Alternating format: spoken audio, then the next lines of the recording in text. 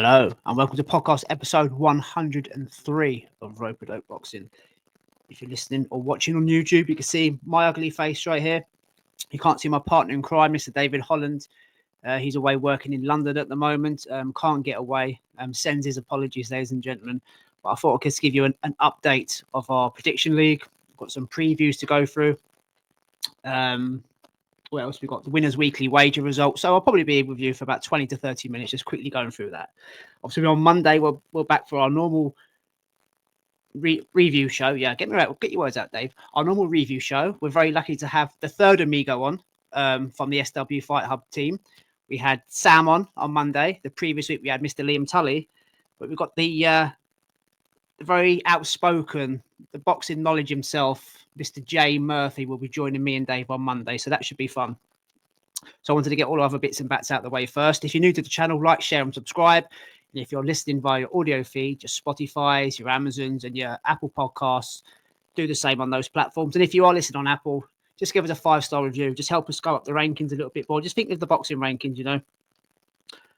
You do well, you get rewarded, and you go up to the top. But that's probably a bad example because boxing rankings don't work like that, as you well know. So let's crack on to. Before we start talking about predictions, obviously Dave's normally with me, and we do a bit of Dave McDonald. We talk news, what's happening on in the boxing world. Obviously, I do need my co-host to bounce off of that now and again. But let's quickly. I just want to give you my take on what I saw yesterday and what we all saw really. Chris Eubank Jr. versus Benn, the press conference up in Manchester.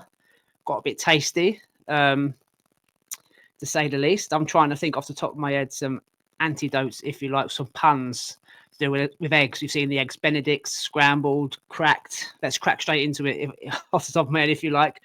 I've got to admit, I've seen people moaning and complaining about it. We've got to be totally honest, guys. It is a professional sport. There are rules and regulations to abide by and all things like that. But we're always told as well that it's a business and it's an entertainment industry as well. And a lot of the press conferences we've seen, they're not even presses now, are they? Let's be totally honest. They're not press conferences. There's whatever promotional company they're with. It might be Dev Sani with Queensbury. It might be Adi Oladipo with Matchroom, etc. They're just asking questions. The press don't really get involved asking what they want to know or they need to know. It's quite boring. I jump into Fight Week as much as I can. I watch so many. Some of them are bored. They're just, rinse and repeat. But that one yesterday was, you could have guessed it was going to be fiery, but it was better. It was better than I thought. Chris Eubank Jr., for whatever it's worth, he talks the talk. He never kind of walks the walk. But yesterday he did talk the talk and he delivered. He is pay-per-view. He is a showman. And I enjoyed every minute of him. Bullying Eddie. At times, telling him to shut up, talking over to him. He did bully Eddie. To be fair, Eddie didn't really. He tried to answer him back, but it ended up being the Chris Eubank Jr. show. Benn with his silk pajamas on, a very angry young man. We all understand why. That's why the fight will be interesting for what it's worth. The guy's full of emotion, full of hate and rage and all that. We had Eddie going on at Benn, trying to bully him, if you like. You had accusations all over the place. You had Eubank. Fair play to Chris Eubank bringing up about the eggs. I mean, we've got all these pundits and people like ourselves doing podcasts, but we're not in the industry. We're on the outside looking in, so we don't get kind of access to fighters and things like that. But guys that are close to them, newspapers, any sort of social, kind of platform, haven't really gone out and asked Benn about the eggs. Chris Eubank just blatantly went and asked him, and you've got Benn constantly saying, "I'm cleared." He must have said it about 120 times. You've got Nigel Benn apologising to Chris Eubank Jr. for his comments about his son. Looked very sort of sorry and emotional. And straight after that, he comes out and says, "My son's going to fuck you up." That was good for Nigel to get involved. He's a God-fearing man now, but you would never have known that at the end of the presser. What else did you have? You had Adi Oladipo, bless him. That was funny. I love Adi. I only pay my DAZN subscription for the pay-per-views anyway for Adi Oladipo. I don't go to Sky or TNT or any of the other those platforms. Several occasions he called Ronnie Davis, he called him Ronnie Shields, which he was corrected. Now Ronnie Davis is white and Ronnie Shields is black. So I don't know how he mixed them two up. But he was corrected. And then obviously we go over to the face-off. Chris Eubank Jr., very clever what he does, pretending he can't hear what Conor Benn saying, ducking to the right, going into his pocket for the eggs. Well, nobody knew he had eggs on him. He's got his Louis Vuitton jacket on. He looks like luggage packages all over his coat. Very expensive, obviously. Managed to pull out an egg. Nobody else sees it, and slapped him right in the face. If anything, it could have been anything. Eddie Hearn he said it sounded like glass. It probably did when you're there. So it cracked, and he was panicking that there'd be a bit of shell in his eye and everything being called off. But to do it with an egg as well, I know it's just the ultimate piss take. And obviously he's got egg dripping on his face, literally egg on your face, and all down his silk pajamas. What a presser! What a presser! I think the one today was cancelled, or they must have done something down in London, but they didn't face off. But tomorrow, going into Thursday, from what I've heard, they're going to do it at the Tottenham Hotspur Stadium on the grass, but they're going to be security up to the max. They're not going to be able to get at each other. I've got to be honest, I wish they did get at each other to an extent. I don't want anything to be called off. Not that I'm bothered about the fight itself. They're just two. Chris Eubank Jr., you could argue whether he's world level. He's definitely not world class, but is he world level? He's been at world level and failed. He's beat Liam Smith, so make of it what you want. But Conor Benn is definitely not there just yet. So the fight itself is a bit of a farce. He's living off the father's 1990s, back and forth together. Their first match, their second match. So, but it's turned into. It was supposed to be born rivalry. It's turned into pure hatred. These two guys don't like each other. That wasn't planned at the end. You had Eddie Hearn on stage as well with the most wankiest push on Ben Shalom ever, still trying to bully the guy. Ben Shalom's got to stick up for himself because he just stood there. Not that it was the best push of all time, but it was carnage. It's off the top of my head now. Nigel Benn as well. When he did slap him with the egg, I see Nigel Benn, the God-fearing man now, he jumped straight over and tried to get Chris Eubank Jr. by the neck by the looks of it. Another man slapping his son, his parental instincts. You're not going to let anybody do that, no matter how big your son or daughter gets. So it was it was very, very interesting. I wish Dave was here as well to go back at me with a few things, but I enjoyed it. We were doing a podcast with Mr. Liam Tully yesterday on his Fight Night picks. Go and check that out on YouTube, ladies and gentlemen, all the previews for this weekend's boxing. And I kind of missed it. So I went and watched it a bit later, watched the whole presser. And I think it's one of those I could go back and watch again. Chris Eubank Jr. He's very entertaining, to say the least. So it'd be interesting. I think there's about 9 weeks left before that fight even kicks off. I think it's April the 26th, Tottenham Hotspur Stadium. No one really gives a shit about the undercard, even though there's some decent fights on there. It's all about those two. So, yeah, I can't wait for tomorrow to see what happens. And there's bound to be something to happen in those 9 weeks. There's got to be something said. If you follow Twitter and any other social media sites, when you type hashtag Ben Eubank, Eubank Ben, it's all about the eggs. It's all about the eggs. He's never going to be able to live that down. And it's a shame. He kept saying he was cleared yesterday, but unless we know how that clomiphene got in his body, he's always going to have that asterisk next to his name that he can't get rid of. Canelo's got it.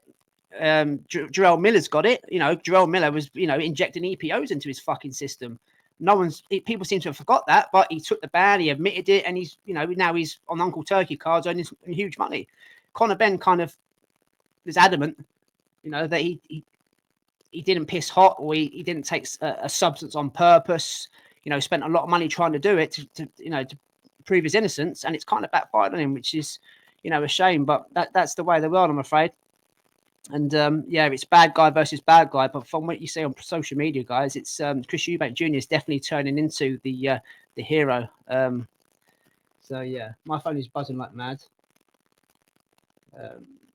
Nothing important. So I will crack in with the prediction league results from the weekend. Obviously, we had Sam on Monday, great episode. So I kind of cut it down, if you like, with three of us. So I'll go through the prediction league results on the weekend. It was 3-2 going into the last crescendo. Obviously, Mr. Holland 9 times out of 10 is leading, and he was leading then. So Better Beer versus Bivol. Dave went for Better Beer on points. Nothing there. I went for Bivol on points, so that was 3 points for me. Joseph Parker against Big Martin Bacoli. We both went for Big Martin, so nothing there. Shakur Stevenson versus Josh Padley. Dave went a bold statement and went for Josh. No points for Josh there. I went for Shakur to get the KO in round 10. Done it in 9, so there's 3 points for moi. Carlos Adames, biggest robbery of the year so far against Hamza Shiraz, ended up being a draw. So there was nothing there. I went Carlos, Dave went for Hamza. Ortiz Madrimov, Dave went Madrimov by points. I went Ortiz Jr. by KO. So just the 1 point for me there because of the victor. Zhang versus Caballel. We both went for Ajit Caballel on points. You got the knockouts, a point apiece there. And Smith versus Boazzi. They went Boazzi on points. I went for Callum Smith by knockout. So just the 1 point for me there. And last but not least, to finish off the weekend, Junto Nakatani versus David Quella. Junto doing his thing. Both went for KO, obviously. I said 6. Dave said 8. Junto done it in 3. So there's a lovely, juicy 3 points for us there, which made the scores at the weekend, guys. Myself, 12. David Holland, 4. He's had a stinker, and I've had a great victory, which makes it going into this weekend's action. Dave Holland, 3. Dave Graham, 3. I'm back in the game. This reminds me of Newcastle versus Liverpool back in the 1990s. 3-3, 4-3, back and forwards. Yeah, it's getting very, very close now, guys. So I've got a feeling I might win this year, but it's early days. It's early days. So let's start our previews. I won't bore you all with my droning voice, but I'll just tell you where we are. Dave's obviously sent me over his predictions for this weekend. We've got about 7 or 8 fights to get through. The first one you can see there, if you're watching via YouTube, is Tank Davis versus Lamont Roach Jr. Pound for pound superstar. Tank Davis defending his title for I can't remember how many times now. I think he's like a 5-time world champion. He had the regular belts for a couple of times as well. So whether you want to take that into an account, but for me, Tank Davis is one of the most exciting fighters in world boxing. You know, us in the UK, I always set my alarm to watch him. 9 times out of 10, I'm working anyway, so I get to see him. But for all his faults outside of the ring, you know, you see the reports. He doesn't seem to be a very nice person. He does things that most people wouldn't do. He's got his faults. Everyone's got their faults, but I'm here for the boxing. And when he does turn up, you know, on a Saturday night on a PBC card as main event, you know, he's 30-0 now with 28 knockouts. He always delivers, you know. He's a nasty little southpaw. I spoke to Liam yesterday. It was on Liam's show, and I kind of compared him to Deontay Wilder. I'm not comparing the skill set before anybody jumps down my throat. He reminds me of Deontay Wilder in the sense that he will choose when to land, when to detonate, whereas Deontay Wilder will look for that gap in 36 minutes. Tank Davis will choose when to end it. He'll lose rounds. He'll give rounds away. He'll look sloppy. He'll look slow. He'll look disinterested. He'll look like a novice at times, and he honestly does. He literally takes rounds off. The last fight against Frank Martin was exactly the same. Frank Martin was doing well. He was winning rounds. He was having pockets of success. You know, he was landing on Tank, and Tank's got this habit of looking over to his corner and saying, "Let's go now. Do we do it now?" The corner will have a look. Yeah, let's do it now. And he'll just set a trap and he'll detonate. Hence why I meant Deontay Wilder. And he's got one punch power and he takes you out like that. That is why he's so exciting. Lamont Roach Jr. To be honest, I had to go and do a little bit more homework on him. I know he's a champion from the weight class below, down at 130. He's champion in recess at the moment. So I think normally they have about 100 days before they can jump back down and claim their mandatory shots if they want to stay down at their old weight or if they want to fight back for their old title. So he's in a I won't say a no-lose situation, but he can jump up, dip his toe into 135. It's not for him, he jump back down. But this is a massive jump from 130 to 135. Not so much the 4 or 5 pounds, but the level of opposition. He has never been in with anybody like this. Yes, they know each other from old. I think they were in the same. They used to spar together. They're in the same sort of clubs. I don't know if they was in same national teams and things like that. I've seen bits and bats about it, but they know each other from old, basically. But that kind of all goes out the window on Saturday night. So I'm going to make my prediction now, and it's quite obvious the way I'm talking. I'm going to go for Tank Davis to knock out Lamont Roach Jr. in 8 rounds. It's going to be exactly the same as the Frank Martin fight. Exactly the same. He'll choose to do it in the 8th, and it'll be another highlight reel moment. It'll be a viral moment. He'll run over to the corner of the ring as he normally does, and he'll get to the top rope and do the old backflip, very WWE style. That's his trademark, and you'll see that again.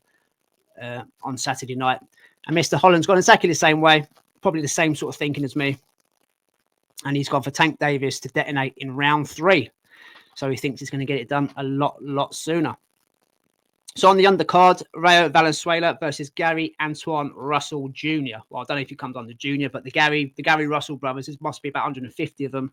Gary Antoine Russell, pardon me, is probably one of the bigger punchers of the brothers, if you like. I used to be a fan of the older brother, Gary Russell Jr. Very fast hands, very fast feet, so inactive. I used to fight once a year.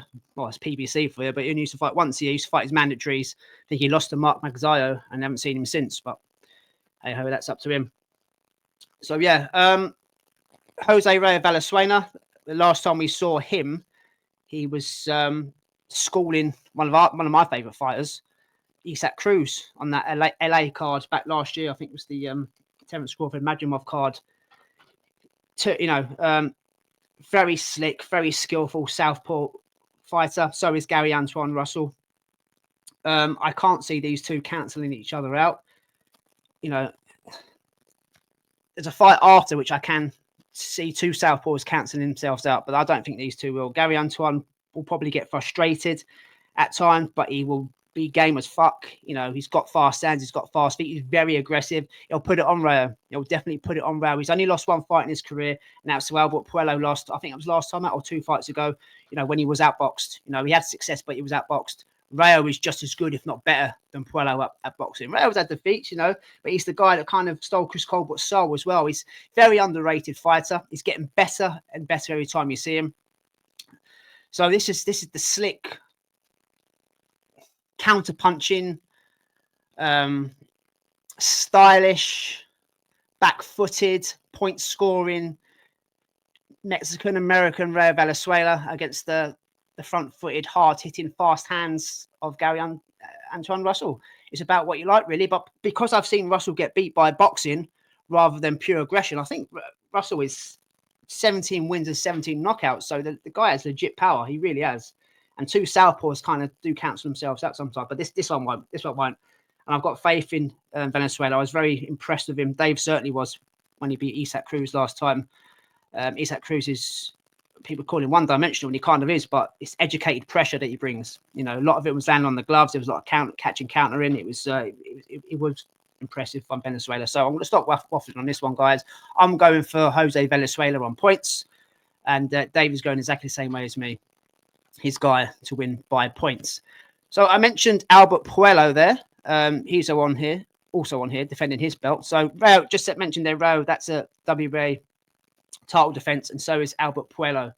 He's defending his title as well against Sandor Martin. Now, apparently the winner of this will go on to face Dalton Smith. I don't think either will face Dalton Smith.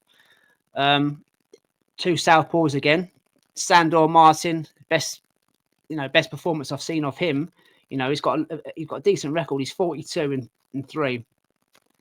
Can hit, can box, but I think we've seen the best of him. The best time I've seen him was a couple of years ago against Teofimo Lopez. I think it was in a non-title fight.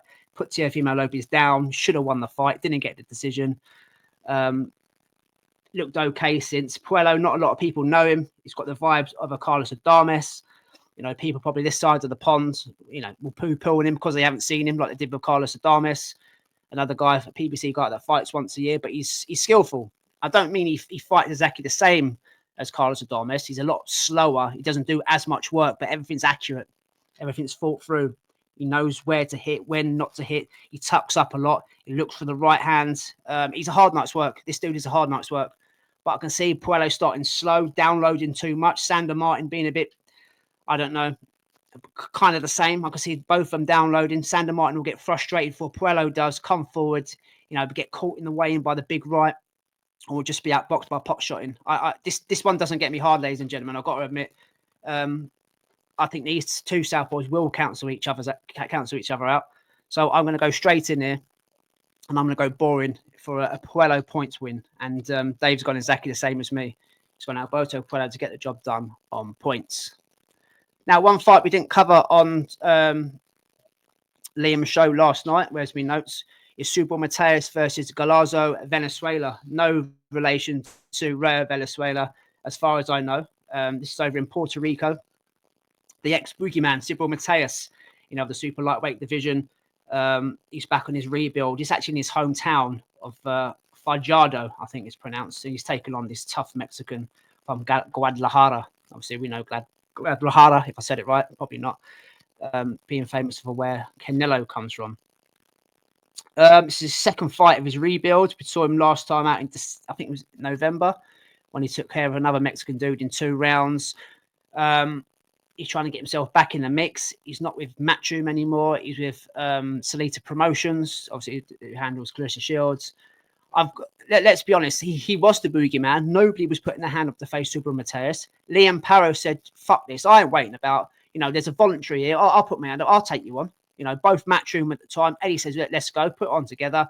I think whether you're a hardcore Liam Parrow fan or Team Liam Parrow, I think the majority of the boxing community thought that Cyril Mateus would be asked questions, but he'd come through quite easily, and he wasn't. He was outboxed, he was outthought and outfought at times in his own backyard. He had a bad night at the office. He lost his title, but he's dusted himself down. He's coming back again.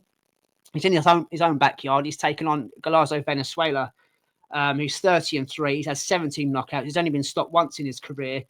I do remember him fighting against Montana Love. I went back and had a look at the fight. I couldn't remember off the top of my head, I'm being totally honest. But when I had a look at the fight, I thought, oh, yeah, I do remember that dude. Tall, lanky guy, decent reach, decent feet.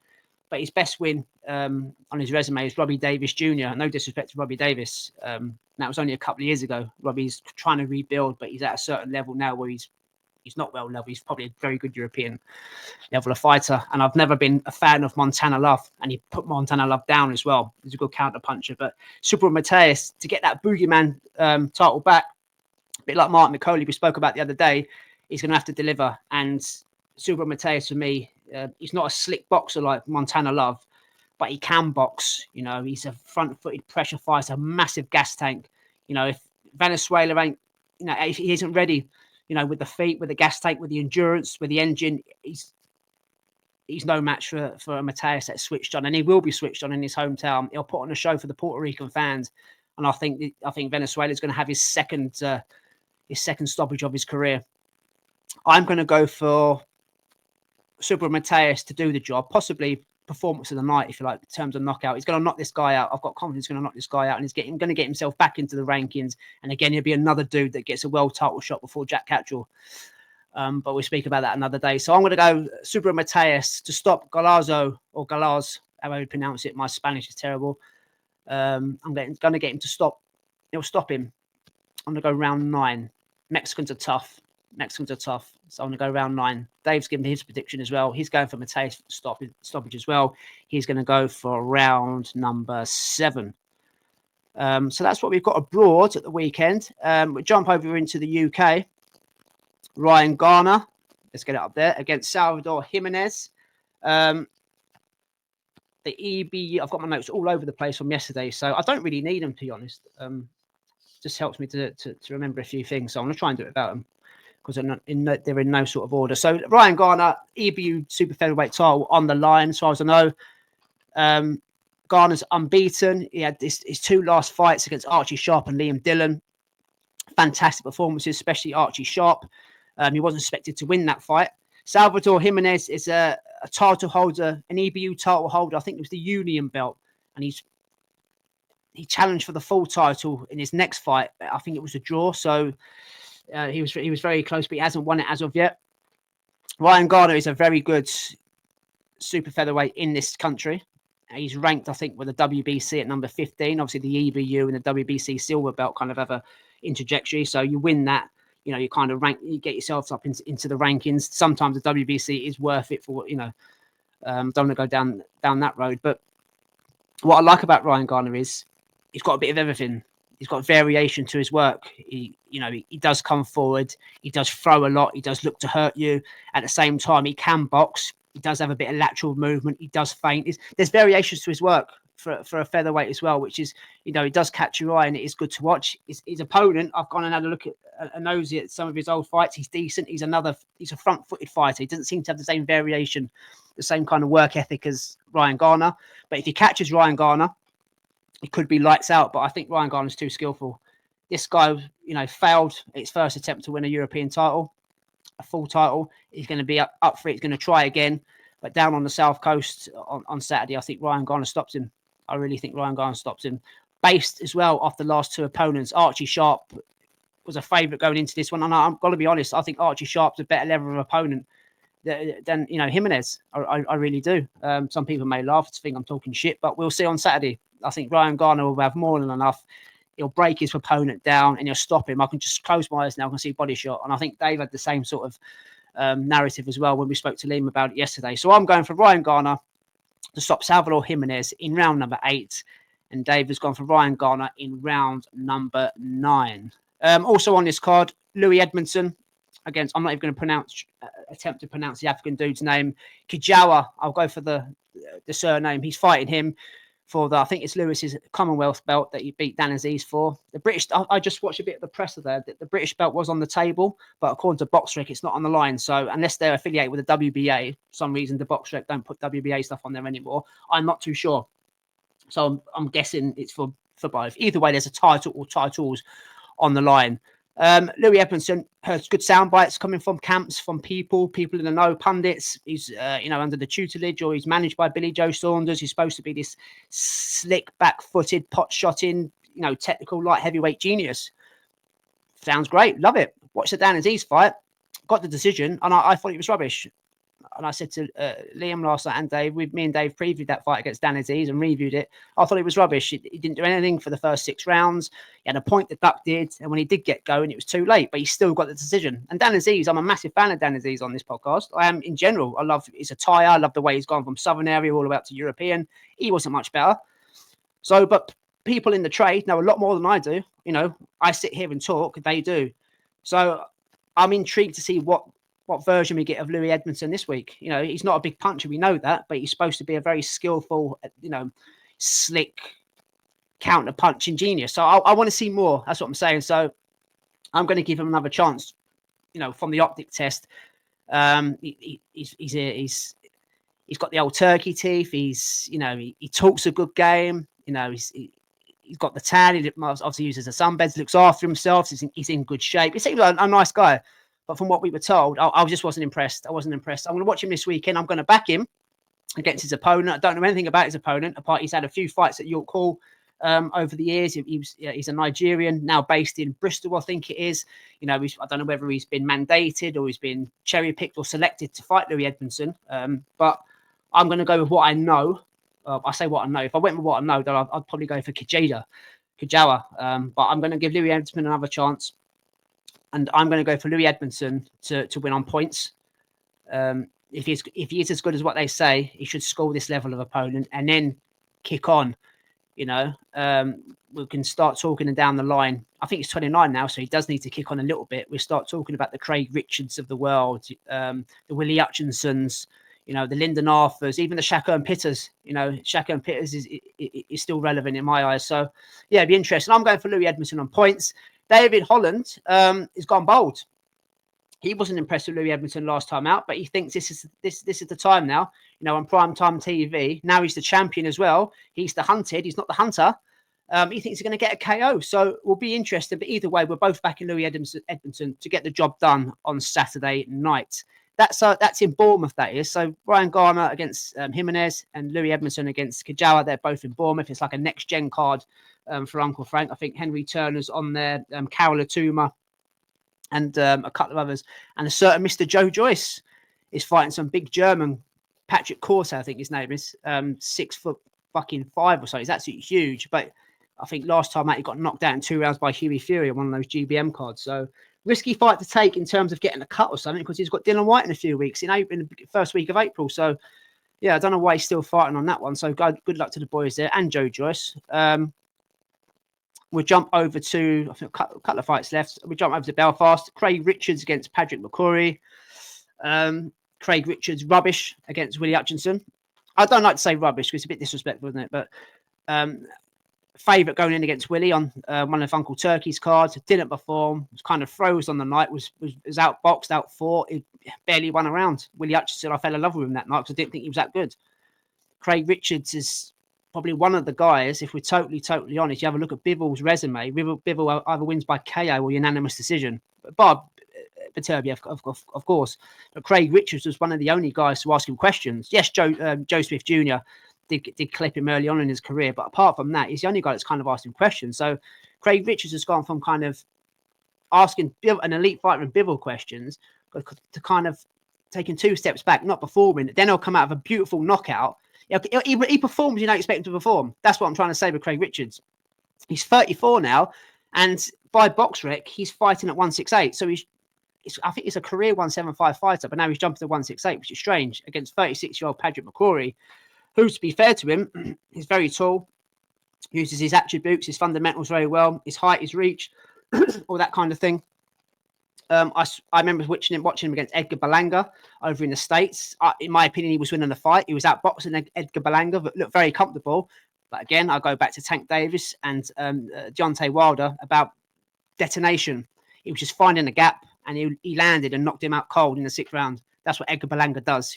Ed doesn't do anything else better apart from that. He's always been a puncher. So yeah, and he was fighting on a boxer card as well, where he was wobbled and hurt, and he came through a points decision. So this would be interesting to see where Craig Richards is in his career. He's 34, dropping in weights. McCrory's he's another big lad. I'm surprised he hasn't moved up to 175, so he's sticking at 168. And I'm going to go for a draw, because I think Craig Richards will perform, but I'm not sure if he outboxes even a 36-year-old McCrory at this stage of his career. The weight drop doesn't make any sense to me. You should be moving up as you get older, not down. But there's obviously a reason for it, and we'll find out why that reason is, or does it benefit him on Saturday night. Dave's gone for a McCrory points win, so he's kind of got the same thinking as me. I think he said to Liam the other day, yesterday, he didn't get the weight drop. It could be a plus, it could be a bonus. As I say, we'll find out on Saturday night. So last but not least, probably one off, if not the fight of the weekend, bar Tank doing what Tank does over in the States. Lewis Crocker versus Paddy Donovan in Belfast. It's the South versus the North. It's the Irish Derby. I said that last year when I was trying to pick my prospects of the year, Paddy Donovan made the list. I love watching Paddy Donovan. He's a complete different fighter to Lewis Crocker. The guy from Limerick, he'll be bringing an army up to Limerick. Belfast will be absolutely buzzing at the weekend against the home fighter Lewis Crocker. But Paddy Donovan, he reminds me a bit of Josh Kelly. He's handsome. He's good on the mic. Everybody kind of said he's got a nice smile. I'm not gay, by the way, but I'm just giving his profile what he's like. But he's good on the eye as well. Great feet, fast hands, finds angles, stands back, admires his work. He does body to head to body. He's just good to watch. He's a slick boxer, slick Irish boxer. Whereas Lewis Crocker, no disrespect to him, he's kind of one-dimensional for me. He's a front-footed, hard punching, fast punching as well. He looks to knock you out. And I don't see any other parts of his game. In my opinion, he lost to Conor Walker. If he had Conor Walker had a point deducted, and you could have got an argument for a draw. I had Conor Walker winning by two rounds, and that's not because I'm a Conor Walker fan. I thought he was much better on the night, but hey ho, we're here now. I'm glad. Fair play to Eddie for putting this fight on. It's the only fight to make for both of them. And obviously, it's an IBF eliminator. The winner goes on to fight Boots Ennis, but they won't fight Boots Ennis. This isn't a Boots Ennis fight. Boots Ennis will probably move up to the next weight division above because he's such a big boy. Paddy Donovan, for me, if he boxes to his ability, if he stays cool, calm, and collective, he's with Andy Lee. Obviously, this is Andy Lee versus Billy Nelson, like we just seen last week with Martin McCauley and Joe Parker. It's 1-0 to Andy Lee. If he does as he's told and sticks to the game plan, he'll piss all over Lewis Crocker, I believe. With boxing skills, boxing IQ, ring generalship, Lewis Crocker will dance to Paddy Donovan's tune. However, if you just get cocky and you just get complacent and he leaves his head up in the air, Lewis Crocker will bang him out. Because what Lewis Crocker has got, he has got power. And if he hurts you, he's not a guy that will stand back and wait. He'll jump on you. But because I'm a Paddy Donovan fan, I'm going for Paddy Donovan to win this quite comfortably on points. And then he's the one that jumps up and gets that title shot. Probably be a vacant title. But he's in the mix anyway. Both unbeaten. This is a really good fight. This is an Irish, probably one of the biggest Irish fights for years. And at the moment, they're both prospects. I still class them as prospects. But the winner will go on to be a contender. So It's a great fight. It's got everything. This fight. It's going to be a packed house in Belfast on DAZN. I can't wait for this. I can't wait for this. It's probably the most exciting fight of the weekend. There's some decent, we've been sport with Uncle Turkey cards since he's come on the scene, but there's some good boxing to watch at the weekend. So I'm going points, Paddy Donovan, and Dave's had the same thinking as me. He's going on points as well. So just quickly, it is a Wednesday afternoon, Wednesday evening. I've got to fuck off to work in a minute, but I'll just update you on the winners' weekly wager from last week. £18 in a pot going into last weekend's fights. I won, so I got to choose. I went for Frank Sanchez to blast out his chinny Mexican opponent over in Tijuana in 1 round. He got it done in 3 rounds. I mean, that guy had 24 losses and 22 knockouts. Now he's got 25 losses and 23 knockouts. Being knocked out, should I say. So I'm surprised it took Frank Sanchez that long to do it, to be totally honest. Is he on the downfall? I don't know. But he earned us 3 points. Obviously, those 3 points I turned into pounds. Dave doubles it to make it 6 points. So going into the pot this weekend is £24. I've done the math right, haven't I? Yeah, 24 quid going into this weekend's action. So as I pissed all over Dave at the weekend, I get to pick the winner's weekly wager. Now it's a tough one this week to pick. Obviously Tank Davis, I'm confident he'll get the knockout. But what I try and do is I try and nail it down as best as I can to get as much money in that pot. So at the end of the year, the boxing charity of your choice, guys, gets as much money as possible. I'm confident in Venezuela with the points. Puello, very confident in him. Mateus, I'm confident in him getting the knockout. I'm not sure which round, which version we're going to get. It's going to be the Mateus that blasts him out straight away, or the Mateus that breaks him down and does him late. McCrory, I've got that as a draw, so I'm not going there. Edmondson, not sold. Donovan, points if he's on his A game. Garner, I can see the body shot when I close my eyes. Oh, God. I'm going to go for Rayo. Yeah. Or should I go Tank? Yeah, because we've seen Rayo get knocked out in the past. I'm going Tank. The obvious way is to go to Tank Davis. 9 times out of 10, he knocks everyone out. He's put in front of him, and he'll choose to do it in round 8. It's exactly the same scenario as Frank Martin, I think. And obviously, we'll talk about this at the week on Monday when we've got Jay on with us. So either it's got to be Shaka, or it's got to be Keyshawn, or it's got to be Loma next for Tank. Same with the other guys. Well, not so much Keyshawn because he's only just turned champion, but same with Shaka as well. And obviously, we don't know what's happening with Loma. So for the winner's weekly wager, my banker of the week, guys, I'm going for Tank Davis to knock out his opponent in Lamont Roach Jr, should I say, in 8 rounds. So there you have it. 37 minutes on my own, waffling shit. But we'll be back on Monday, waffling even more shit. But we'll be joined by Mr. Jay Murphy. So that'll be an interesting podcast. Grab yourself a drink when you listen to us. Grab yourself something to eat. Get your headphones in. You're on for a long ride because we'll have a review and we'll have a preview. And he likes to talk a lot. And it's going to be fun. So look forward to that. I normally ask Dave anything else to add. He's obviously not here. I've got nothing else to add. Just going to enjoy the boxing at the weekend. Fuck off to work now and love you and leave you. So that's the end of episode 103, ladies and gentlemen. I can't remember if I said it at the beginning of the episode, but if you're new to the channel, please like, share, and subscribe. You're there on YouTube. You can see the like button. You can see that little bell as a notification. Give that a press. And if you're on, if you listen to us via your audio podcast, Apple. Yeah, I did say it at the beginning, didn't I? Because I said about Apple Podcast review. Give us a 5-star review, as nothing else will do. Just subscribe and just follow us, guys, and pass on the word as well. So we'll be back Monday, as I just said. Until then, ladies and gentlemen, have a great weekend. Stay safe and enjoy the bloody boxing. Peace out, guys.